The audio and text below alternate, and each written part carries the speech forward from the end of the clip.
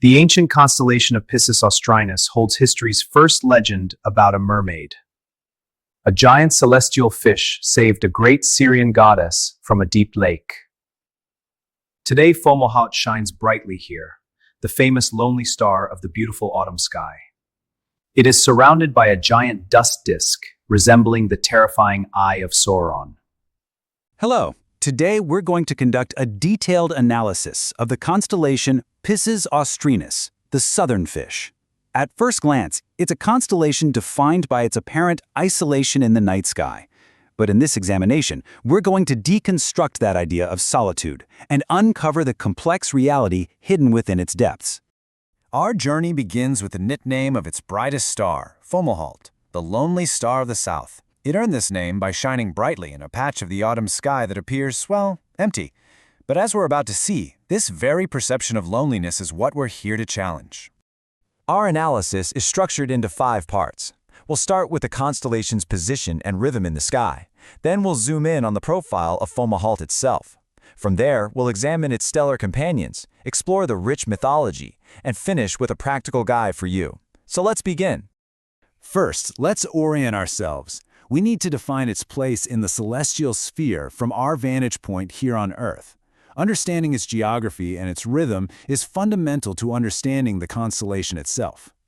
You know, unlike many southern constellations, Piscis Austrinus has a surprisingly wide reach. It's fully visible to anyone south of 53 degrees north latitude, and even observers as far north as 60 degrees can catch its main star, Fomalhaut, peaking just above the horizon.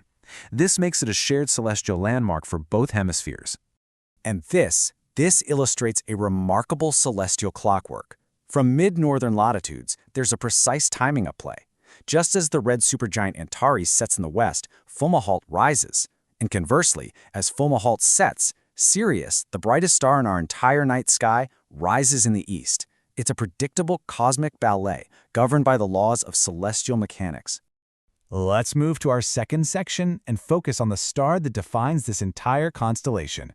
We're shifting from celestial geography now to astrophysics to explore the intricate nature of Fomalhaut itself.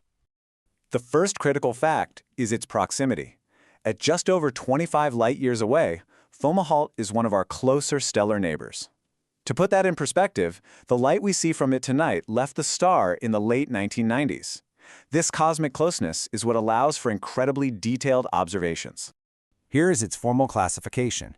Fomalhaut is an A-class main sequence star, meaning it's hotter and more massive than our own sun. But its defining feature, the one that's made it an object of intense study, is its massive surrounding dust disk. It's this enormous ring of dust and ice that, in an iconic Hubble image, earned it the nickname the Eye of Sauron. And this brings us to a real scientific drama. The presence of that disk strongly suggested planets must be there, and for a while, astronomers thought they had found one, Fomalhaut b. But this discovery kicked off a decade-long debate. Was it a real planet, or was it just a ghost in the data? This timeline really showcases the scientific method in action. The initial discovery was announced back in 2008, but by 2014, follow-up observations showed the object had faded and expanded, something planets just don't do.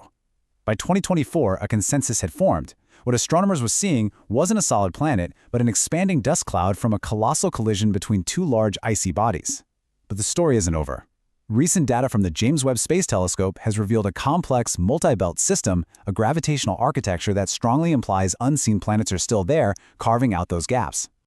So, here's the key point. The theme of loneliness completely collapses under scrutiny. Fomalhaut is not a solitary star. It's the primary member of a vast, gravitationally bound triple-star system. Its companions are a faint flare star, TW Piscis Austrini, and a red dwarf, LP 876-10. This isn't a single point of light. It's a complex, interacting family. All right, let's widen our view now, beyond the Fomalhaut system and look at other significant objects within the constellation's boundaries. What we'll find is that this region of space is far from empty. Within the borders of Piscis Austrinus lies another fascinating object, Lecauli 9352. It's a dim red dwarf, but it's remarkable for its kinematics. It has one of the highest rates of proper motion, that's its apparent movement across our line of sight, of any star in the sky. Imagine taking a picture of this patch of sky in 1980, and then another one in 2020. Lacali 9352 would have noticeably shifted against the background stars. It's quite literally flying through our field of view, a dynamic element in a seemingly static celestial canvas. And to top it all off, this speeding red dwarf is not alone. It hosts its own confirmed planetary system, including 2 super-Earths. So within the supposedly empty southern fish, we now have a triple star system with a dynamic disk and a separate high-velocity star with its own planets. Having established this rich astrophysical reality, let's now pivot to the cultural dimension. How did ancient civilizations interpret this patch of the sky?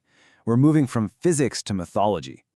The primary myth associated with Piscis Austrinus is a dramatic one, with its roots in Syrian lore. It's the story of the fertility goddess Derceto, who, after a union with a mortal, gives birth and falls into despair. Her attempt to drown herself is thwarted by a great fish. In gratitude, this fish was immortalized among the stars. It's a powerful narrative of fall, rescue, and transformation.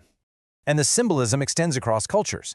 This constellation was seen as the parent of the more famous zodiacal Pisces. In another Greek interpretation, it's drinking the water pouring from the jug of Aquarius, symbolizing salvation from the Great Flood.